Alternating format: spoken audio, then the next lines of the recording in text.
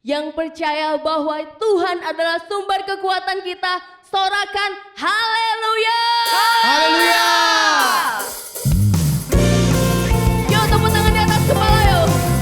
Kita puji Tuhan lebih lagi.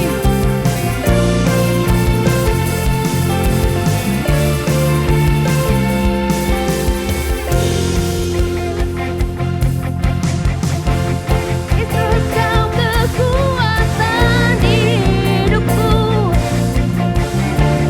takkan gentar langkahku.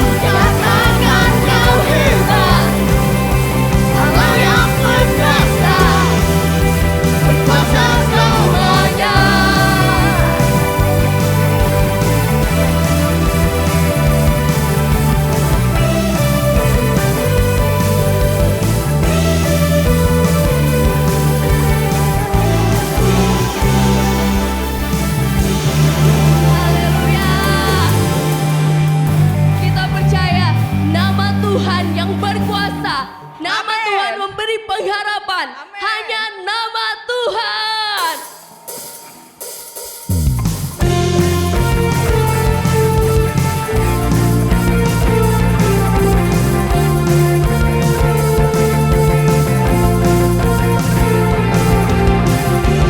Firman terangi jalanku,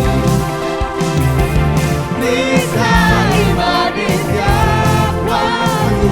Lindungiku Lindungiku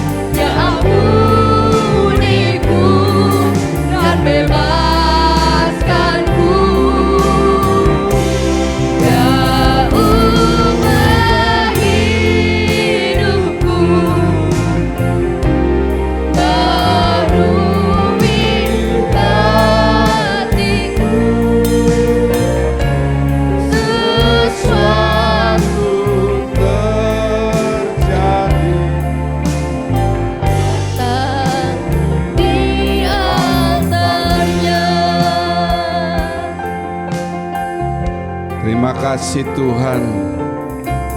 Terima kasih untuk kasih dan setia-Mu dalam hidup kami. Sebentar kami akan dengarkan sebagian kebenaran firman. Masing-masing dari kami menyiapkan tanah hati kami supaya siap ditaburi benih firman Tuhan. Kalau masih ada kuasa gelap yang ingin mengganggu, bersatu hati kami katakan dengan iman, dalam nama Tuhan Yesus Kristus, pergi dari hati kami. Ruangan ini sudah dikuasai oleh Roh Tuhan. Terima kasih Bapa, segala puji syukur kami naikkan dalam nama Tuhan Yesus. Semua mengasihi Tuhan mengakhiri dengan amin. Terima kasih. Silakan duduk. Shalom.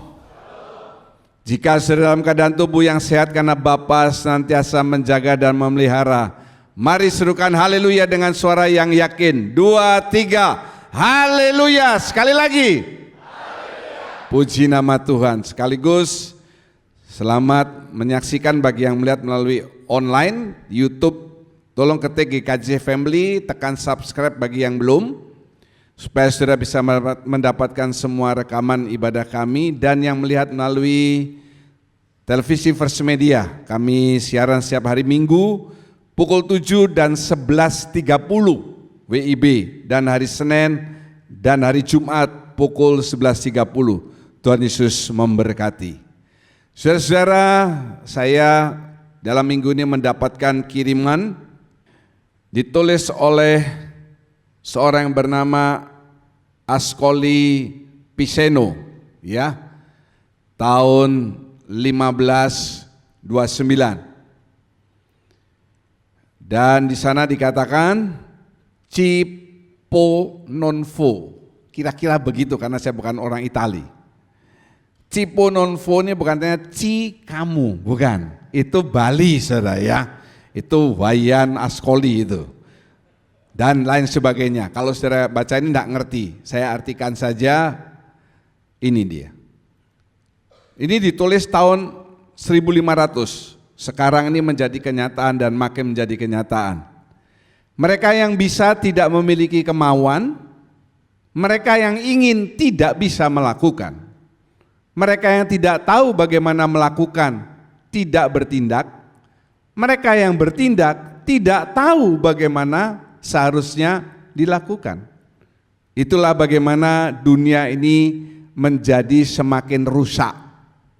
Betul ya, semakin rusak. Karena orang yang bisa tidak punya kemauan, tapi mereka yang ingin tidak bisa melakukan. Mereka yang tahu bagaimana melakukan tidak mau bertindak. Mereka yang bertindak tidak tahu bagaimana seharusnya. Dan ini saya keluarkan di YouTube dan di First Media karena dilihat di banyak tempat bahwa Bali ini dikatakan Island of Paradise. Yang paradise itu islandnya, aturannya tidak paradise. Kalau kita keluar negeri, kita sangat takut terhadap aturan di sana yang begitu ketat. Ya, misalnya tidak usah jauh-jauh ke Singapura, kalau saudara buang sampah di MRT, di bis atau di jalan, fine-nya 500 Singapura dolar. Kalau merokok 1000. Di sini di rumah sakit merokok. Di bandara ada tulisan gede di belakangnya dilarang merokok, dia duduk di bawah merokok. Kalau di luar negeri kita sangat takut. Tetapi kita berdoa buat kepolisian khususnya yang ada di Pulau Bali. Khususnya ada di Denpasar, di Pulau Bali ya semuanya, dan juga khususnya di Denpasar. Khususnya daerah Kute, Canggu, Seminyak, Ubud. Ya, saudara perhatikan ini kejadian yang viral minggu ini, bagaimana seorang polisi, ini pangkatnya cukup tinggi, AKP itu dulu adalah kapten. Dia menyetop seorang bule. Sudah lihat dia tidak pakai baju, tidak pakai helm, tidak bawa surat-surat pastinya. Dia marah-marah sama polisinya. Apa kamu butuh duit dan lain sebagainya. Ini polisinya ini cukup sabar karena dia kepala saudara ya. Dia memberikan penjelasan dan akhirnya bule itu mau ditilang. Coba polisinya itu saya jatuhkan bule itu dan saya borgol, saya masukkan penjara. Karena kalau saudara di luar negeri, apalagi di China macam-macam, saudara masuk penjara. Saudara lihat ini, yang orang Indonesia, orang Bali memakai helm semua, mereka kira mereka presidennya, jadi nggak pakai helm. Ya, kalau saudara ke Kuta, ke Canggu Seminya, betul saudara? Saya melihat bule itu semua nggak pakai helm. Di Ubud juga demikian. Nah, yang lebih hebat, mereka bisa punya plat nomor, namanya Tep Anabukai Edward. Terus ini lihat ini di jalan raya, peluk-pelukan seperti gini. Ya, tidak pakai helm. Dan yang aneh, yang paling aneh bagi saya melihat itu tidak ada satu polisi pun yang nyetop, yang stop dan tangkap mereka. Coba saudara tidak pakai helm, habislah. Tapi karena diviralkan, ya, meskipun ada yang bilang, oh bukan karena diviralkan, oh tidak, karena diviralkan mobil tulisannya Kiev begitu ya. Terus ada juga mobil apa tuh yang mahal, saya lupa, Lamborghini, diganti tulisan nama dia orang Rusia, tidak bayar pajak 100 juta sekian, orangnya sudah lari ke Dubai. Kenapa tidak ditahan orang itu? Kita berdoa supaya Bali Island of Paradise, yang paradise itu islandnya, bukan aturannya. Setuju saudara? Ya, kalau saudara tidak setuju tidak apa-apa, nanti saudara pulang gak usah pakai baju, gak usah pakai helm. Kita berdoa supaya kepolisian di Bali ini, Polda Bali, bukan hanya melakukan ini sesaat, tapi makin lama peraturan makin ditegakkan, ya. Dan saya setuju sekali Gubernur Bali melarang orang asing menyewa kendaraan kalau tidak melalui biro perjalanannya. Bahkan ada orang asing yang punya penyewaan sepeda motor. Dan luar biasanya lagi, banyak, sekitar 38 WNA punya KTP Republik Indonesia. Luar biasa. Kita berdoa, bukan bertepuk tangan. Haleluya. Pertumbuhan rohani yang akan kita bahas hari ini, yaitu jadikan diri saudara pohon yang baik. Yang pertama, supaya bisa jadi pohon yang baik, saudara mesti punya kemauan berpisah dari hidup lama. Kalau sudah berpisah dari hidup lama, isi diri saudara dengan hal-hal yang berkualitas. Kemudian yang ketiga itu perlu dipelihara, maintenance. Mari kita membaca ayat mas dalam Yesaya 5 ayat 1 dan 2. Sama-sama, angkat suara yang di rumah juga membaca. 2, 3. Aku hendak menyanyikan nyanyian tentang kekasihku, nyanyian kekasihku tentang kebun anggurnya. Kekasihku itu mempunyai kebun anggur di lereng bukit yang subur. Ia mencangkulnya dan membuang batu-batunya dan menanaminya dengan pokok anggur pilihan. Ia mendirikan sebuah menara jaga di tengah-tengahnya dan menggali lubang tempat pemeras anggur. Lalu dinantinya supaya kebun itu menghasilkan buah anggur yang baik. Tetapi yang dihasilkannya ialah buah anggur yang asam. Amin. Yang pelayan-pelayan Tuhan di tempat ini jangan cuma melayani, saudara juga membaca Alkitab, daripada saya panggil namanya. Yang pertama ditulis di bukit yang subur. Orang kalau mau nanam, ini digambarkan ya Yesus terhadap kita. Dia mencari dulu bukit yang subur, apa tuh tanah yang subur, hati yang baik. Kemudian dipagari. Saya sudah jelaskan berkali-kali. Kalau di sini dikatakan mencangkul, bukan mencangkul, tetapi bahasa Inggrisnya mengatakan fence, dipagari. Sudah itu baru batu-batunya dibuang, ya. Nah, membuang batu ini juga bisa melalui dicangkul dan lain sebagainya. Lalu kalau sudah beres, ditanam anggur pilihan.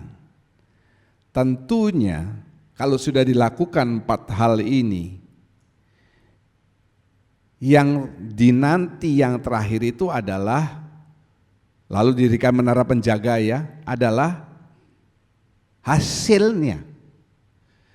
Anggur memang mahal. Lebih mahal dari jeruk atau melon, pepaya, pisang, apalagi anggur impor. Tetapi ada yang lebih mahal lagi dari anggur. Ya, apa itu? Wine. Wine dari anggur yang diproses. Untuk mendapatkan wine ini, tentu anggur itu harus diperas, bukan diinjek-injek, saudara ya, diperas. Semua orang kalau menanam pohon yang menghasilkan buah, bukan pohon perindang. Kalau pohon perindang itu seperti depan gereja, supaya tidak panas, rindang. Kalau menanam pohon yang mengeluarkan buah, setiap orang tentu berharap supaya keluar buah dan buahnya itu manis. Saya sekarang punya pergumulan di rumah. Punya 4 yang harus didoakan. Ada yang lain ya, tapi khususnya 4. Masih kecil-kecil.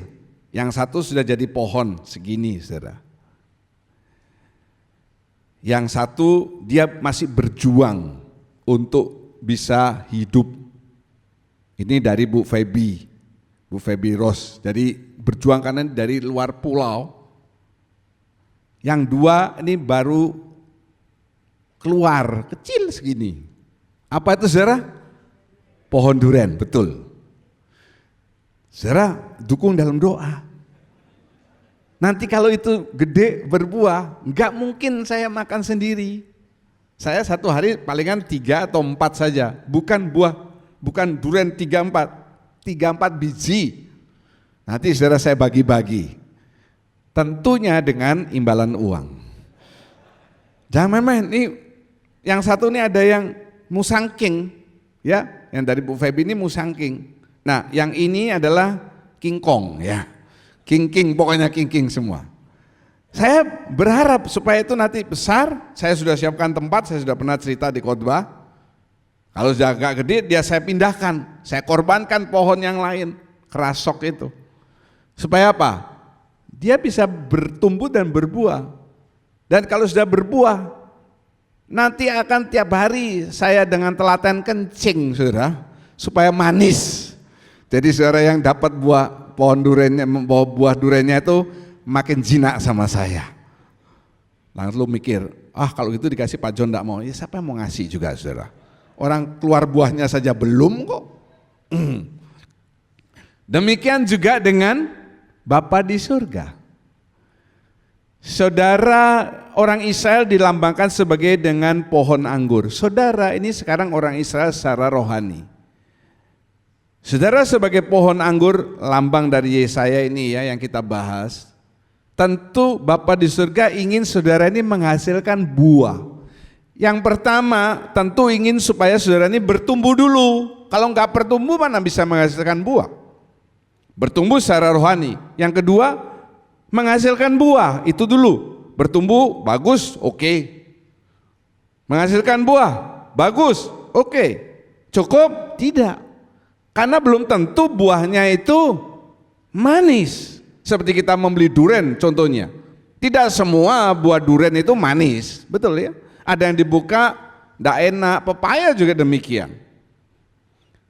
Nah, sekarang kita sampai di bagian yang menjadi tujuan utama Allah terhadap saudara adalah supaya saudara bertumbuh, berbuah dan buahnya itu manis. Katakan bersama, buah yang berkualitas. Tolong dibacakan Hakim-Hakim 9 ayat 12 sampai 13. Lalu kata pohon-pohon itu kepada pohon anggur, marilah jadilah raja atas kami. Tetapi jawab pohon anggur itu kepada mereka, masakan aku meninggalkan air buah anggurku yang menyukakan hati Allah dan manusia dan pergi melayang di atas pohon-pohon. Amin. Ya. Yang baca terharu bergetar suaranya saudara. Saya ulangi. Kalau saudara cerdas, cepat mikirnya, akan mikir gini. Tadi saya berkata, orang Israel dilambangkan sebagai pohon anggur. Kita orang Israel rohani juga sebagai pohon anggur. Kalau saudara cerdas mikirnya, kenapa pohon anggur? Kenapa kok saudara tidak dilambangkan sebagai pohon duren misalnya? Ini jawabannya. Karena pohon anggur itu dianggap sebagai raja. Pohon-pohon yang lain itu berkata kepada pohon anggur, jadilah raja atas kami. Bapa di surga ingin anak-anaknya punya gen apa saudara? Yang keras. Gen apa?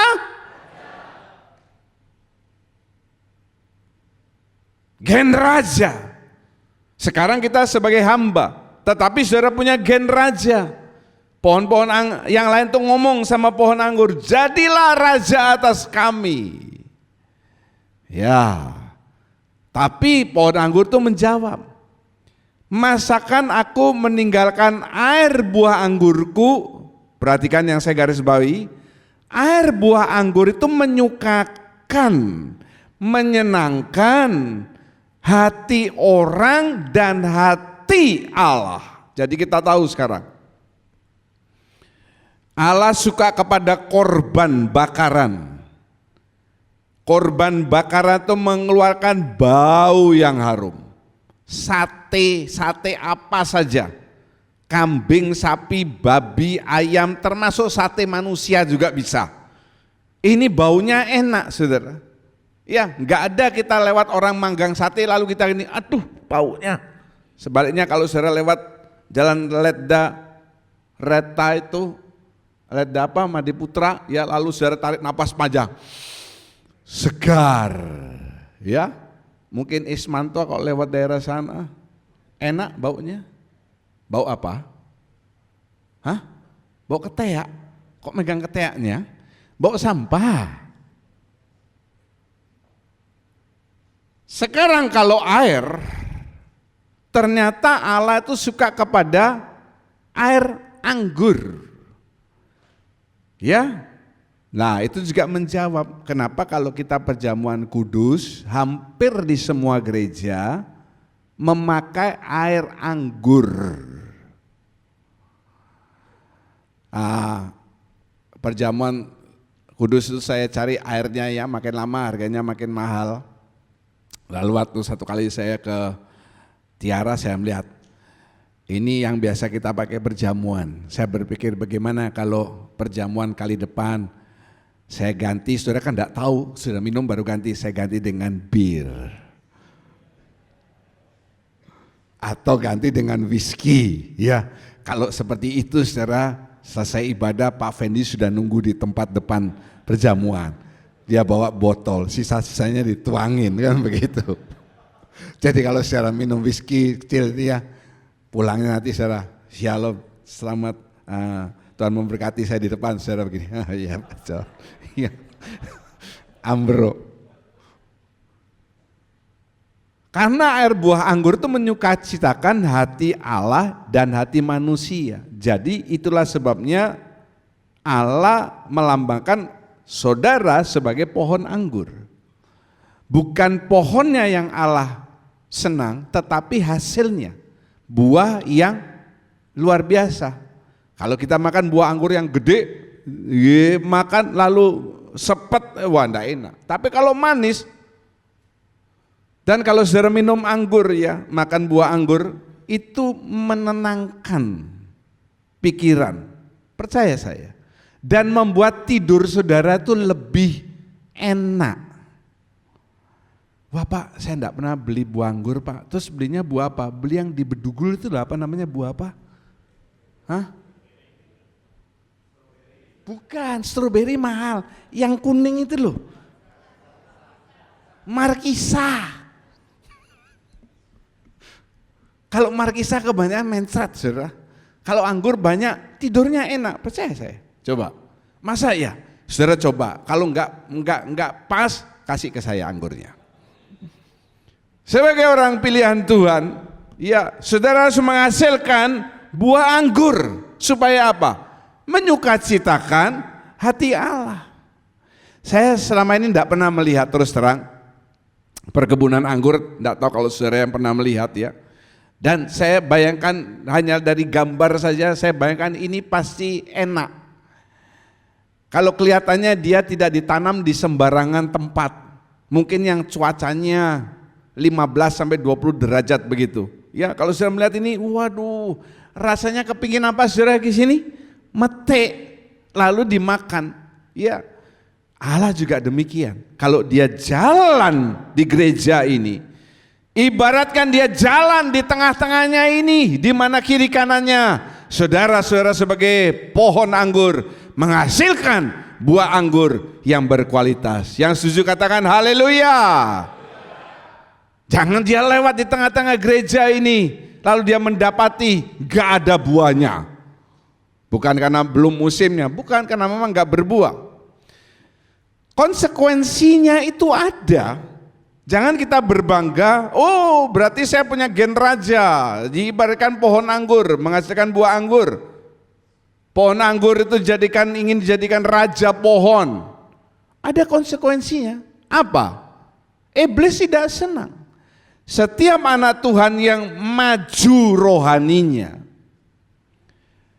maju rohani diikuti dengan maju jasmaninya, diberkati oleh Tuhan. Saya ulangi, jika saudara maju di dalam kerohanian, maka jasmani itu akan mengikuti. Saudara akan mulai diberkati oleh Tuhan. Yakin saudara? Haleluya. Iblis tidak senang. Dia ingin menjatuhkan saudara.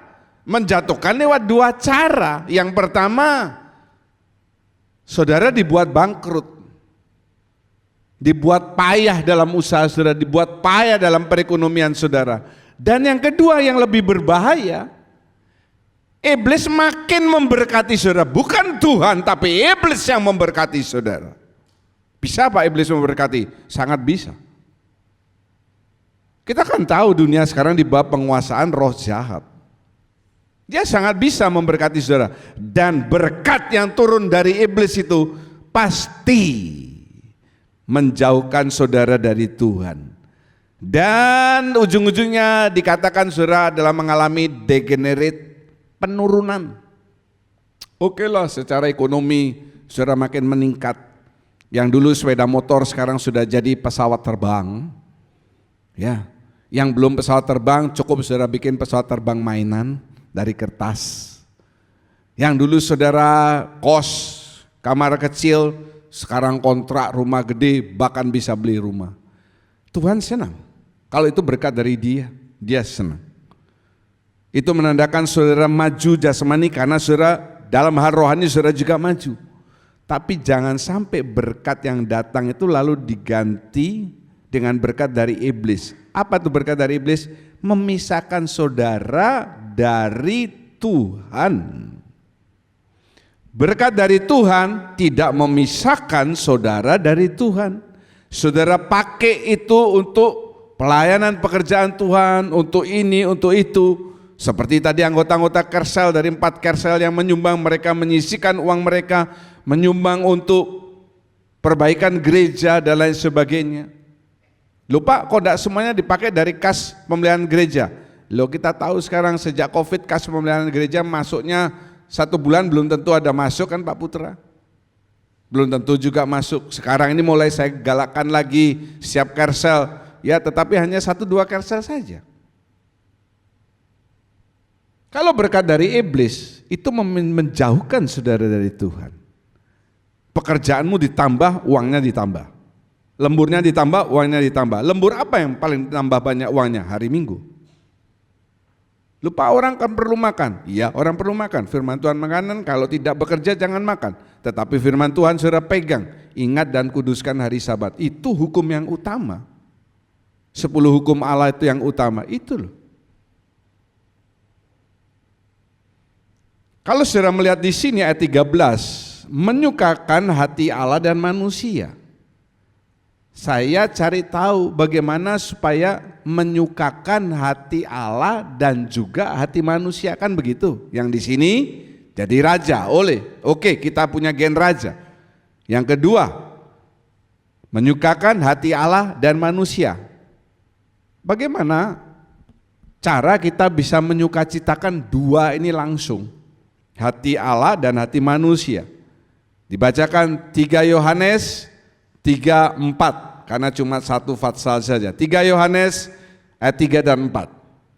Sebab aku sangat bersukacita ketika beberapa saudara datang dan memberi kesaksian tentang hidupmu dalam kebenaran, sebab memang engkau hidup dalam kebenaran. Bagiku tidak ada sukacita yang lebih besar daripada mendengar bahwa anak-anakku hidup dalam kebenaran. Haleluya. Lihat lagi baik-baik. Aku sangat bersukacita, ini Yohanes yang bilang, bukan Paul ya. Ketika beberapa saudara datang dan memberi kesaksian tentang hidupmu. Bukan memberikan kesaksian seperti ini. Oh, si A ini sekarang rumahnya sudah gede loh.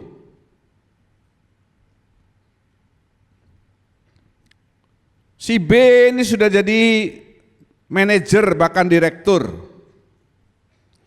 Bukan itu. Itu hanya menyukakan hati orang, hati manusia. Tapi tidak ada hubungannya sama sekali dengan Bapa di surga. Saudara mau jadi direktur, mau punya rumah besar dan sebagainya, itu bukan urusan Bapa di surga.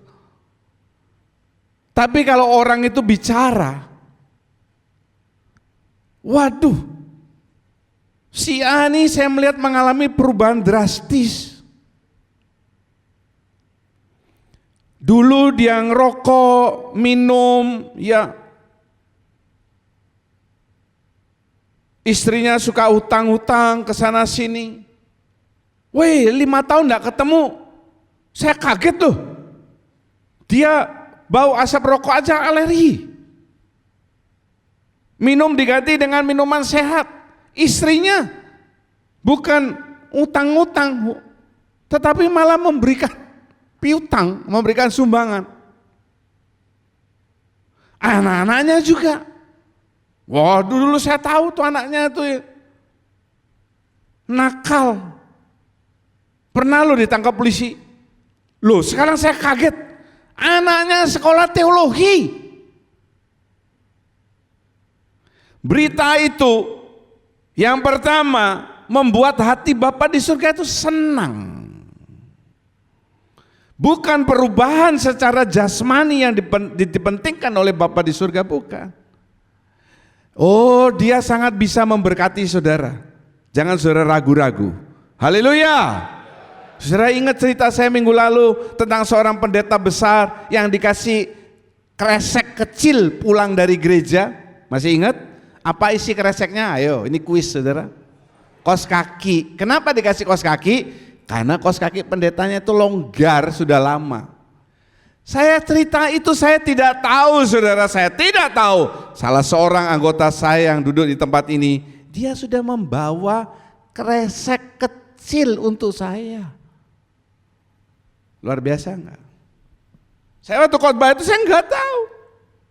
Waktu pulang, satu jemaat saya ini memberikan saya kresek kecil, saya kaget. Loh, tadi saya baru khotbah ngomong kresek kecil, ini dikasih kresek kecil. Orang tersebut saya ingat-ingat tidak pernah memberi saya, tidak pernah. Ya, ini bisa ngasih kresek kecil. Saya buka isinya apa?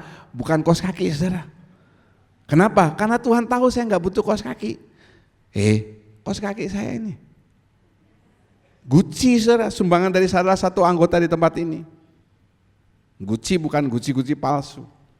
Jadi saya nggak mungkin orang itu kasih saya kresek kos kaki. Tuhan sudah tahu kebutuhan saya apa. Saya ternyata jemaat saya satu ini luar biasa. Ini sudah lama kejadiannya ya.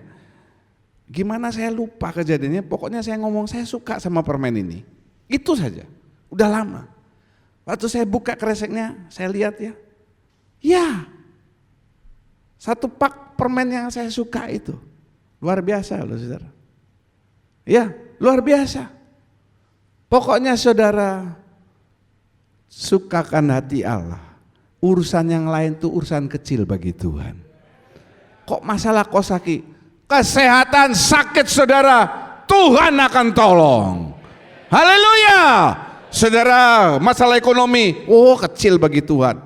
Dia yang menciptakan semuanya. Bukan berarti lalu besok saudara bangun, saudara pulang dari gereja, saudara buka kamar, tidak bisa buka karena itu uang semua. Itu mimpi saudara. Kebenaran. Bagiku tidak ada sukacita yang lebih besar, ayat yang keempat, daripada dengar bahwa kalian ini hidup dalam kebenaran. Katakan bersama, hidup dalam kebenaran. Hati-hati loh saudara. Karena makin kesini, minggu depan saya akan berkhotbah. Saya sedang menyiapkan next generation. Generasi makin ke bawah ini makin berbahaya. Kemarin saya sudah ngomong di doa malam tentang gereja di Inggris. Sekarang saya juga mau ngomong gereja di Inggris tidak lagi memanggil Bapa di surga itu sebagai Father. Our Father, ya, Bapa kami, tidak. Tapi diganti dengan kata apa? They. Kenapa kok bukan He? Sebab mereka gereja-gereja di Inggris menganggap Tuhan ini tidak laki, tidak perempuan, tapi tengah-tengah. Dipanggilnya they, bisa laki, bisa perempuan, pokoknya they, tidak Father. Kalau Father itu enggak mungkin si. Betul ya? Father Julius. Masa sedang lihat dia pakai rok kalau gitu. He. Ya, ini pelajaran bahasa Mandarin kuno. Tidak dipanggil he, tapi they. Gila tak? Gila. Apakah mereka menyetujui LGBTQ+? Sudah pasti. Saya senang, misalnya saya ini adalah seorang yang gay, atau saya ini transgender. Dulunya saya ini namanya, kalau Johnny tetap laki, ya, Susi.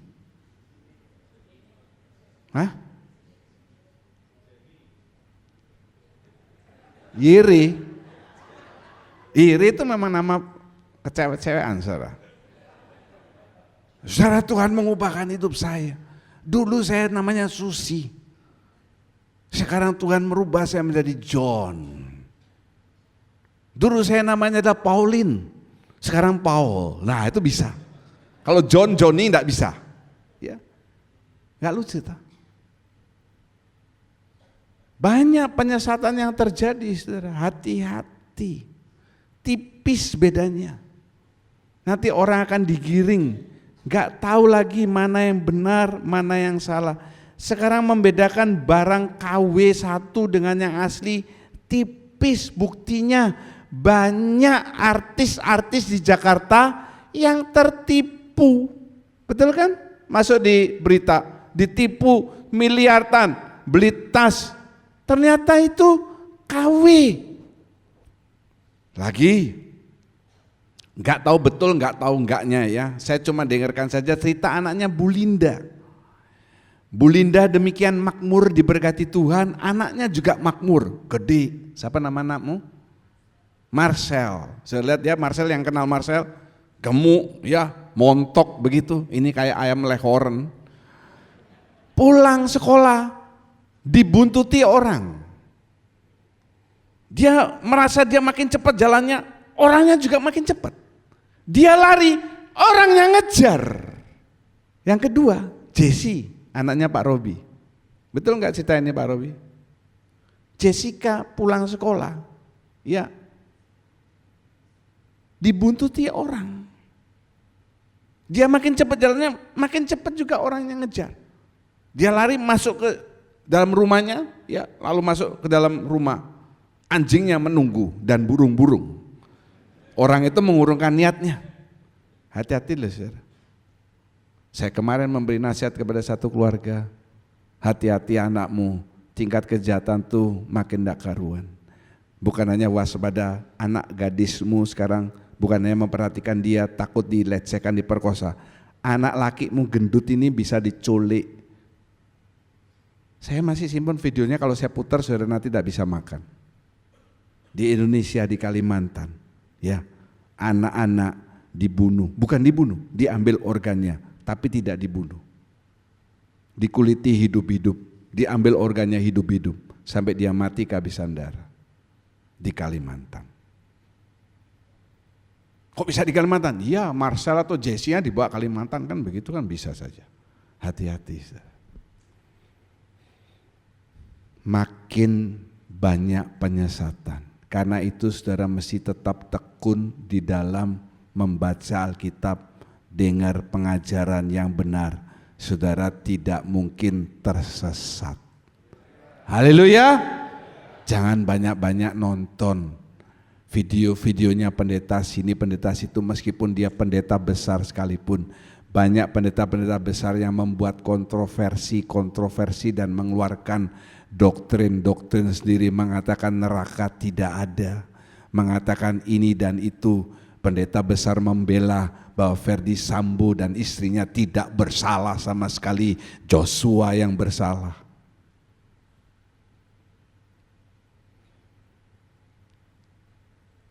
Nah sekarang gimana Pak? Dalam menghadapi dunia makin carut marut ini, kita memerlukan Roh Kudus. Kita memerlukan Roh Kudus supaya saudara bisa menghadapi dunia yang makin carut marut. Bukan memerlukan polisi untuk menertibkan bule-bule itu, tapi memerlukan Roh Kudus. Katakan bersama, saya perlu Roh Tuhan. Nah masalahnya, Roh Tuhan ini bukan bukan kacung kita. Yang dengan seenaknya saja kita suruh dia datang dan kita suruh dia pergi. Roh Tuhan juga tidak sembarangan masuk ke dalam diri orang. Kalau dia sudah masuk, bukan berarti dia diam untuk selama-lamanya. Kalau Roh Tuhan yang diam di dalam diri seseorang lalu tidak dianggap, tidak dihargai, ya dihinakan karena dia pribadi. Roh Kudus, Roh Tuhan ini pribadi. Pribadi Allah yang ketiga, pribadi, bukan gentayangan. Dia juga bisa senang. Roh Tuhan juga bisa merasakan sedih, bisa merasakan dia duakan, tigakan, empatkan. Dia juga bisa merasa tidak dianggap. Masalahnya waktu saudara lulus dari SMS kelas CG, materi terakhir, saya dibaptis oleh Roh Kudus. Berapa banyak dari saudara yang berdoa, kami doakan, saudara dipenuhi Roh Tuhan, dan bahkan saudara jatuh. Apakah cuma fenomena itu saja yang saudara inginkan? Sesudah itu, sekarang saudara pikirkan ya. Sesudah itu apa? Ya sudah.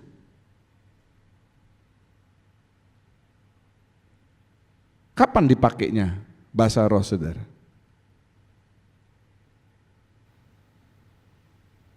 Saya tidak lama-lama sekarang penyembahan kalau hari Minggu, karena saya sudah ganti dengan Sabtu. Hari Minggu kita tetap menyembah Tuhan, tetapi tidak panjang sekali. Kita punya jam sendiri. Itu saudara, praktekkan komunikasi dengan Tuhan. Nggak lucu rasanya kalau anak nggak pernah omong-omong sama orang tuanya. Kan saudara ini tidak bisu. Betul? Betul?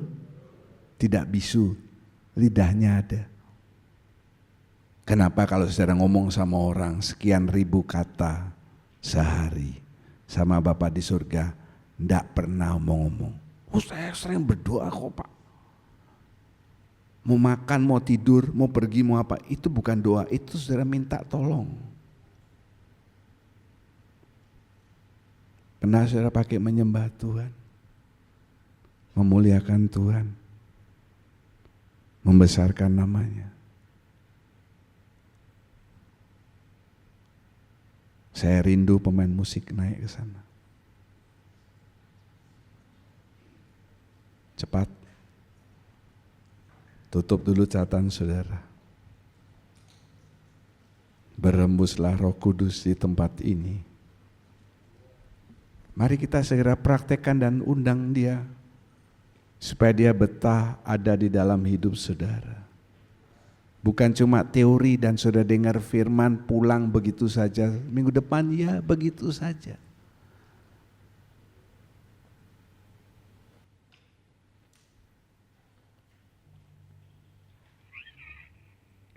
Berhembuslah Roh Kudus di tempat ini. Ya, aku percaya Roh Kudus ada.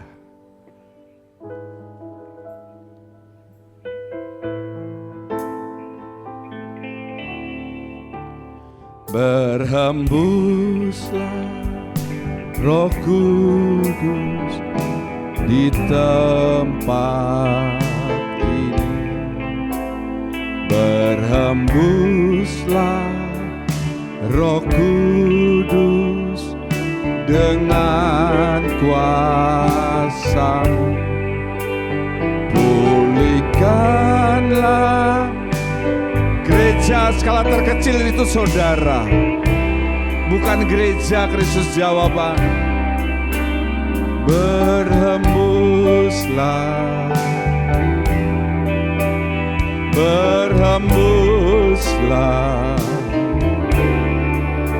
sekarang. Urapilah kami. Minta sama Tuhan minyak yang baru.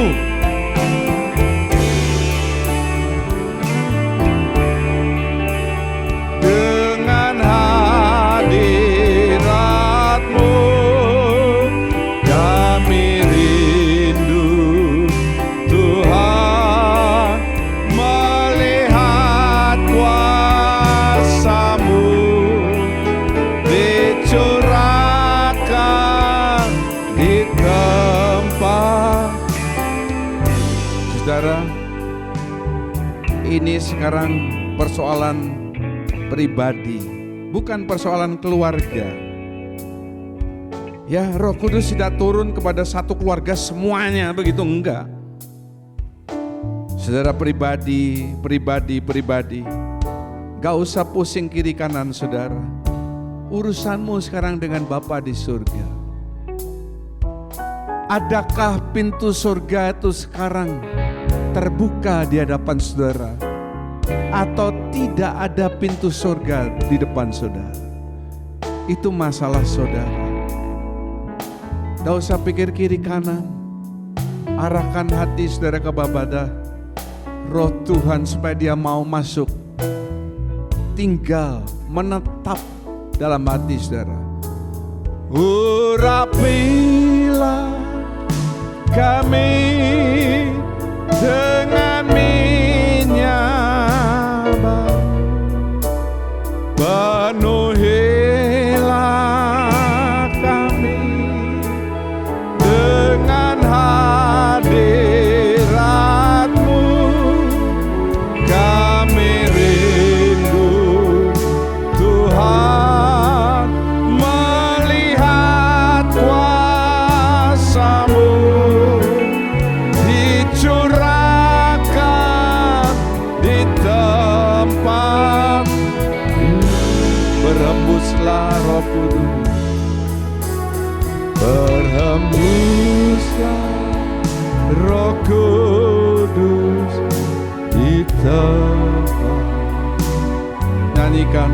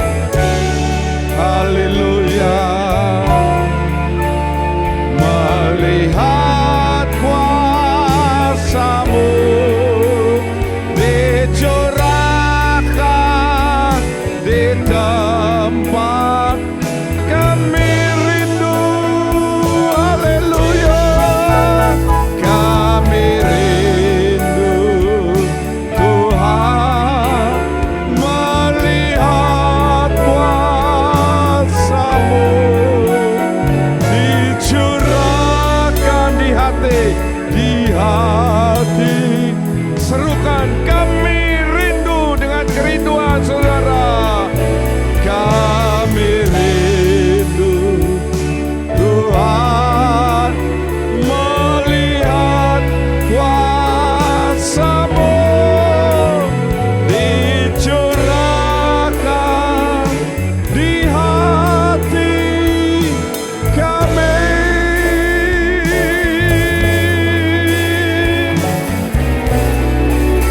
Come on, yang punya mulut, come on. Biarlah roh Tuhan bukan hanya hadir di tempat ini, tetapi masuk di dalam diri saudara secara pribadi. Ya roh Tuhan, ya roh kudus,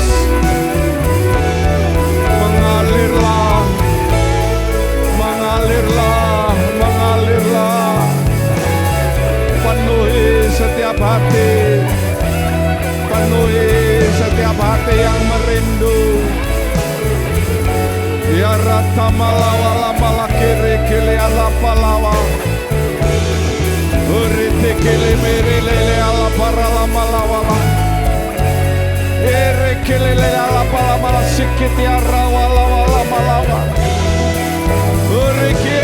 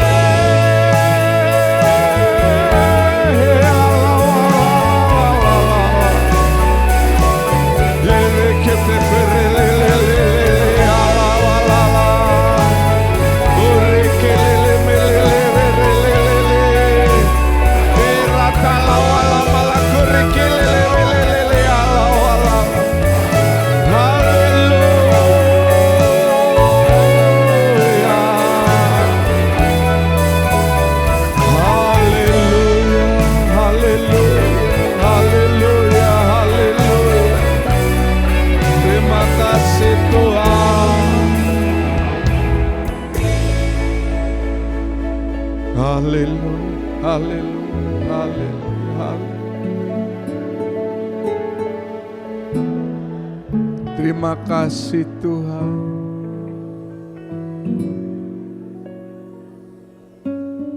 Kita sudah dengar supaya bisa menyukacitakan hati Allah yang terutama. Saudara perlu hidup dalam kebenaran. Dan supaya bisa hidup dalam kebenaran, saudara membutuhkan Roh Kudus. Artinya, kalau saudara tidak ada Roh Kudus, saudara hanya merasa sudah benar, tetapi saudara benar sesuai pandanganmu sendiri, bukan sesuai pandangan Allah. Terima kasih Tuhan, terima kasih. Mereka yang merindukan roh Tuhan, hamba-Mu yakin pada saat kami menyembah Tuhan, tidak semua orang di tempat ini atau yang melihat di rumah, roh Tuhan mau datang. Dia hanya datang kepada mereka yang betul-betul mengundang roh Tuhan itu hadir. Ucapkan syukur untuk kasih Tuhan. Mari buka suara saudara, buka mulut saudara. Terima kasih untuk hari yang Tuhan berikan.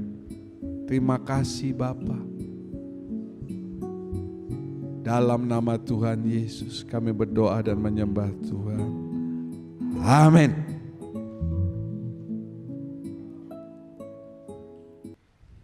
Mari kita baca bersama Yohanes 16:13a. Lihat ke depan. 2, 3. Tetapi apabila ia datang, yaitu roh kebenaran, ia akan memimpin saya ke dalam seluruh kebenaran. Amin. Artinya kalau roh kebenaran, siapa roh kebenaran? Roh Kudus. Bahasa Indonesia ini enak, RK, roh kebenaran. RK, Roh Kudus. Dia memimpin saudara ke dalam seluruh, bukan ke dalam kebenaran, seluruh. Apa saja. Jadi saya bisa bikin ayat yang identik. Kalau dia tidak datang, ke siapa? Roh Tuhan sudah datang, Yesus naik, rohnya dicurahkan ke dalam diri saudara. Saudara, tidak ada yang memimpin ke dalam seluruh kebenaran. Kelihatannya saudara ini benar.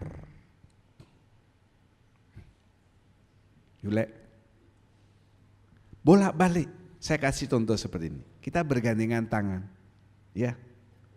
Satu kersel, bukan satu gereja, satu kersel. Kita jalan bareng, begini. Kalau saudara lihat sepintas, sama toh jalannya, betul? Sama. Tujuannya sama ke sana, sama, jalan terus. Wih, bertahun-tahun, berpuluh-puluh tahun, satu gereja, satu kersel, pelayanan sama-sama, kelihatannya searah, iya, kelihatannya. Tapi pada akhirnya, nah ini, terus, ya, siapa yang suruh ke sana? Terima kasih. Satu jalan, lama-lama jalannya naik. Yang satu ternyata enggak.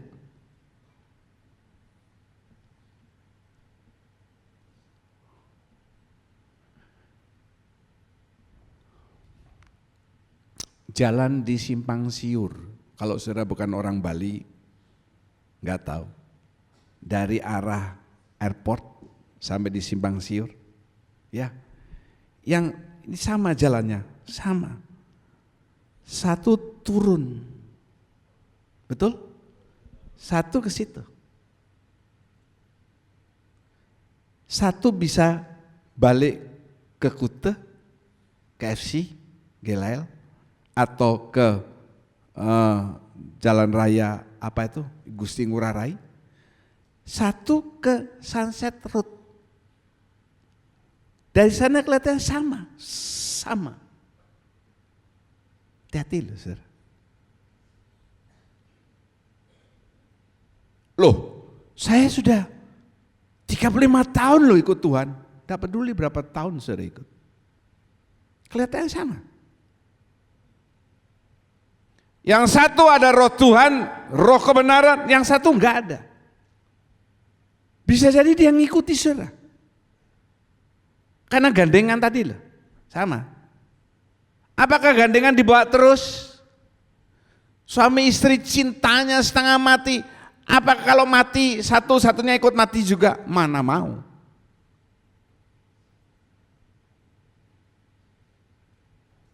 Sekali lagi, kalau saudara tidak mempunyai roh Tuhan dalam hidup saudara, seperti itu jalan saudara berakhir. Saudara mengira saudara ini sudah benar. Itu saudara kira sendiri. Tetapi kalau saudara ada dalam penguasaan roh Tuhan, ya, bukan saja saudara nanti jadi pohon anggur yang baik. Pelan tapi pasti, kalau sebuah pohon buah yang berkualitas, pelan tapi pasti menghasilkan buah yang berkualitas. Mungkin pertama dia keluarkan buah masam atau enggak jadi atau kurang enak. Iya, tapi kalau dia terus, ini pohon yang berkualitas saya mengatakan, kalau dia terus berbuah, nanti buahnya itu lama-lama makin manis. Itu yang saya baca, saudara. Jarang sekali loh ada pohon duren. Kenapa pohon duren bolak-balik? Saya membaca itu suka. Karena saya senang jadi saya baca pohon duren. Dia ndak pertama berbuah langsung manis. Sama buah leci yang di China juga begitu. Mungkin ada masemnya, dia kalau sudah 2-3 kali berbuah, wow ini dia. Luar biasa. Demikian juga dengan saudara. Pertama saudara ikut Tuhan, lalu diangkat menjadi anaknya, dijadikan, dikasih gen raja, pohon anggur, mulai ada buah pertobatan, ya, buah Roh Kudus, dan buah pelayanan. Jangan makin lama buah-buah ini makin jelek. Tadi saya katakan makin baik, sama. Pertama lulus SMS, mau pelayanan apa? Ini semua mau diambil. Sekarang pelayanan apa? Sing ada. Tidak ada. Kenapa? Kerja Pak, ini Pak, itu Pak, itu. Alasan kamu cari sampai mati ada. Sesudah mati pun cari alasan juga masih ada. Saudara-saudara yang tetap bertahan dalam pelayanan, buah saudara jadikan makin lama makin manis di hadapan Tuhan. Haleluya, itu namanya makin indah. Itu akan memperkenan hati Tuhan. Jangan pusing soal memperkenan hati orang lebih dahulu. Kalau saudara memperkenan hati Tuhan, pasti saudara memperkenan hati manusia. Itu kuncinya. Kalau memperkenan hati orang, belum tentu memperkenan hati Tuhan. Kalau memperkenan menyukacitakan hati Tuhan, pasti menyukacitakan hati sesama. Omongan Yohanes ini apa namanya? Bukan berarti hati Bapa di surga, Pak, kan tidak ada kata-katanya bahwa Allah suka dan lain sebagainya. Loh gimana? Kan sudah saya jelaskan, hati Allah suka kalau hidup dalam kebenaran. Kebenaran bisa ada kalau ada Roh Kudus. Roh Kudus disebut roh kebenaran. Artinya orang itu kalau hidup dalam kebenaran, dia ada roh kebenaran. Roh kebenaran ini pribadi Allah yang ketiga. Mana mungkin Bapa di surga tidak berkenan kepada saudara? Tidak mungkin. Oke? Perikop ini saya akhiri. Jadilah pohon yang baik. Perikop berikutnya adalah, mari kita baca bersama. 2, 3. Jadilah pohon ara yang baik. Bingung toh? Tadi katanya kita ini diibaratkan sebagai pohon apa saudara? Anggur. Jangan duren loh ya. Awas kalau kuis ada yang jawab pohon duren. Sekarang kok jadi pohon ara Pak? Nah saudara berarti harus baca Alkitab dengan cermat. Ya, ini dia. Selain pohon anggur, umat pilihan Allah juga diumpamakan sebagai pohon ara. Nanti 2 minggu lagi saya tunjukkan ayatnya. Kenapa kok satu disebut pohon anggur, sekarang kok jadi pohon ara? Ya, nanti ada semua di Alkitab. Di samping sebagai pohon anggur, Allah mengumpamakan saudara sebagai pohon ara. Kalau saudara mencari di Alkitab, kata pohon ara ini keluar berkali-kali. Jauh lebih banyak daripada kata pohon anggur. Dalam perumpamaan Tuhan juga mencela pohon ara yang tidak berbuah. Ingat ya itu ya. Nah ini dia. Kalau pohon anggur ini bicara tentang keserupaan sifat dengan Bapa yang harus saudara miliki, maka pohon ara ini penekanannya adalah buah pekerjaan. Ternyata pohon ara ini mempunyai kualitas yang tidak kalah dengan pohon anggur. Buah ara kualitasnya tidak kalah dengan buah anggur. Sayangnya kita di Indonesia ini Saya nggak tahu ya. Ada nggak yang punya pohon ara, jual buah ara? Nggak ada rasanya ya. Padahal buah ara ini nanti sudah sampai rumah, senggang ya, nanti hari Rabu nyepi, buka Google baca, banyak pohon ara. Buah ara, gunanya apa? Waduh luar biasa. Ini dia buah ara ini saudara. Aneh ya. Kalau dilihat sepintas ini ngeri kayak ada binatang yang seperti itu kan ya, buka mulutnya lalu gigi-giginya semua begitu. Nah, saudara-saudara yang mau keluar negeri, saya dengar ada beberapa yang mau keluar negeri minggu ini karena mau ngangkat ogoh-ogoh di negeri orang. Kalau saudara dapat, saya minta oleh-oleh satu saja, buah ara. Ya kalau nggak ada buah ara, ya sudah diganti dengan emas. Ya enggak mengerti ya sudah, ini teologi tingkat tinggi. Pohon ara itu bicara, anggur bicara soal keserupaan sifat. Tapi pohon ara, buah pekerjaan. Karena apa? Tuhan tidak hanya mau saudara punya sifat seperti dia. Tetapi dia mau kita ini sekarang berkarya. Tongkat estafet, saya pernah katakan, sudah Yesus oper. Waktu dia mati di kayu salib, tongkat itu sudah dioper. Kepada siapa dioper? Kepada rasul-rasul. Dioper lagi kepada siapa? Murid-murid. Kepada siapa? Kepada hamba-hamba Tuhan, abad-abad awal. Martir-martir. Sekarang tongkat estafet ini ada di tangannya siapa? Saudara. Bilang, tongkat estafet sekarang di tangan saya. 2, 3. Tongkat estafet sekarang di tangan saya.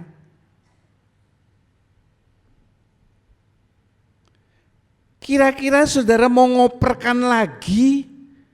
Atau saudara mau garis finish sudah di depan mata? Milih yang mana saudara? Saudara mau mengoper lagi atau mau garis finish di depan saudara? Siapa yang memilih tongkat estafet mau dioper kepada yang lain? Generasi berikut, angkat tangan. Ya. Yang mau garis finish sudah di depan mata, angkat tangan saudara. Ya. Yang tidak angkat tangan berarti mau tongkatnya dilepas.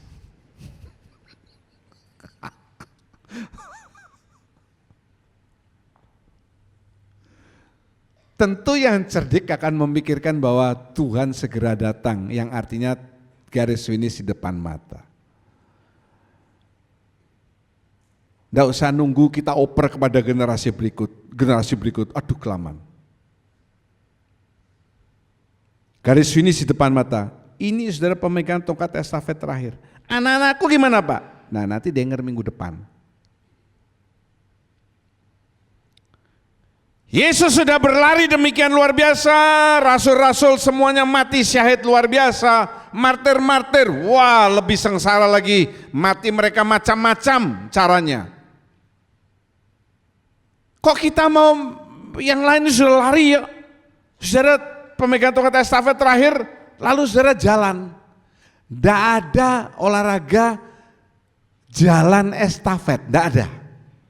Betul saudara? Lari estafet 4 kali 100, 4 kali 400, nggak ada. Jalan estafet 4 kali 100. Jalan cepat pun estafet juga nggak ada. Semuanya lari. Saudara mau berlari lebih cepat?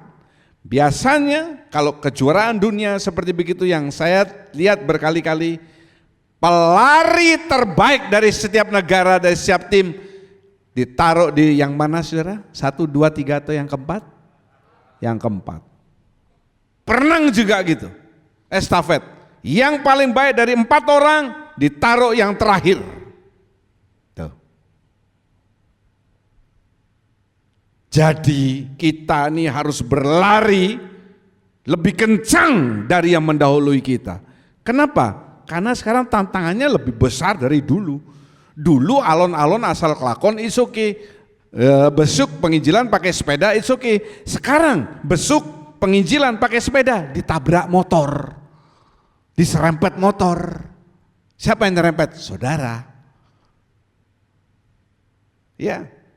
Sekarang teknologi lebih cepat. Dulu tidak ada handphone, sekarang macam-macam. Dulu tidak ada internet wifi, sekarang macam-macam.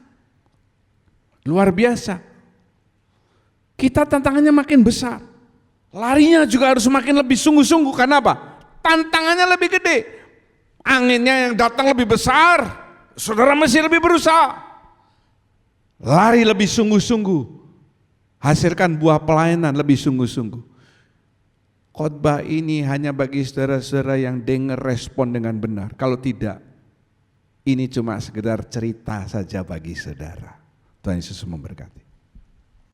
Terima kasih Tuhan buat hari yang indah. Kembali Engkau memberikan kesempatan kepada kami untuk mendengarkan nasihat dan teguran firman-Mu. Terima kasih Bapa, kalau hari ini kami boleh dinasehati. Kami harus menjadi pokok anggur pilihan. Kami harus menjadi pohon-pohon yang Engkau inginkan ya Bapa. Pohon yang bertumbuh dan menghasilkan buah yang baik.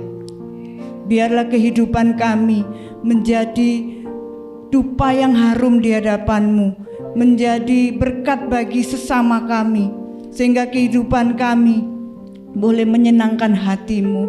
Terima kasih Bapa, terima kasih. Biarlah Tuhan Roh Kudus-Mu senantiasa memimpin hidup kami, sehingga kami senantiasa hidup dalam kebenaran-Mu. Kemanapun kami pergi, dimanapun kami berada, biarlah nama Tuhan dimuliakan melalui kehidupan kami yang menyenangkan hati-Mu. Terima kasih Bapa, Kau berkati Bapak Gembala yang telah menyampaikan kebenaran firman-Mu. Engkau pakai terus kehidupannya, baik dalam pelayanannya, dalam memimpin jemaat-Mu di GKJ. Terima kasih Bapa, terima kasih Engkau juga memberkati keluarganya. Kami juga berdoa untuk setiap orang-orang yang menyaksikan baik melalui TV media maupun YouTube. Biarlah mereka juga menerima berkat yang sama yang kami terima hari ini. Terima kasih Bapa, terima kasih. Terpuji nama-Mu, di dalam nama Tuhan Yesus kami sudah berdoa dan mengucap syukur. Haleluya, amin. Kami menengadahkan kedua tangan, mengangkat wajah, mengatakan amin untuk setiap pernyataan firman Tuhan yang kami yakini kebenarannya, karena kami percaya pada saat ini tingkap-tingkap surga terbuka dan Engkau sedang memandang kami dengan wajah kasih-Mu untuk mencurahkan berkat-berkat yang kami butuhkan dalam setiap aspek kehidupan kami. Memberkati persembahan yang sudah diberikan oleh anak-anak-Mu Bapa untuk setiap pelayan kemah suci hari ini. Tuhan menambahkan anugerah di dalam kehidupan mereka. Setiap tangan memberikan persembahan kudus, tanda ketatan mereka terhadap perkara yang paling sederhana.